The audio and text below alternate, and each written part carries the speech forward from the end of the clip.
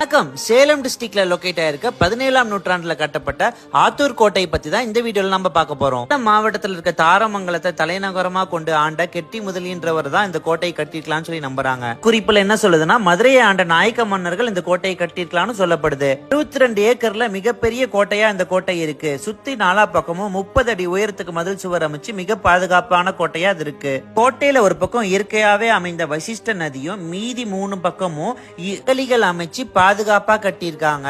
கோட்டை வெவ்வேறு காலகட்டங்கள்ல மைசூரை சேர்ந்த மன்னர் சிக்குதேவராயர் கையிலையும், அதுக்கப்புறமேட்டு ஹைதர் அலி, அதுக்கப்புறமேட்டு ஆங்கிலேயர்கள் கையிலையும் இருந்திருக்கு. ஆங்கிலேயர்கள் இந்த கோட்டையை ஆண்டதுக்கு சான்றா வெள்ளையர்களோட சமாதி இந்த கோட்டையிலோட வடக்கு பக்கத்துல இன்றளவும் நீங்க பார்க்கலாம். வெள்ளையர்கள் இது ராணுவ பாதுகாப்பு தளமா பயன்படுத்தியிருக்காங்க. அவங்க விட்டுட்டு போனதுக்கு அப்புறம் ரொம்ப வருஷமா இது பராமரிப்பு இல்லாம இருந்திருக்கு.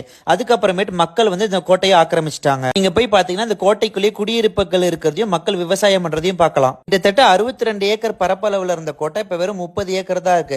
இது எல்லா இடமுமே வந்து மக்களோட குடியிருப்பா மாறிடுச்சு. கோட்டைக்குள்ள 3 தானிய கிடங்கு, வெடிமருந்து கிடங்கு, அப்புறம் ராஜா ராணி குளிக்கும் இடம், ராணி உட்காந்து வசிஷ்ட நதியோட அழகை ரசிக்கிறதுக்காக தென்றல் மண்டபம், அதுக்கப்புறமேட்டு மக்கள் நடத்துறதுக்காக கெட்டி முதலி மண்டபம்னு ஏகப்பட்ட வசதிகள் உள்ள இருந்திருக்கு. பொதுவாகவே கோட்டைகள் வந்து மலைக்கு மேல இருக்கிறத பார்த்திருப்போம். ஆனா இந்த ஆத்தூர் கோட்டை வந்து ஒரு தரைத்தளத்திலே இருக்கு.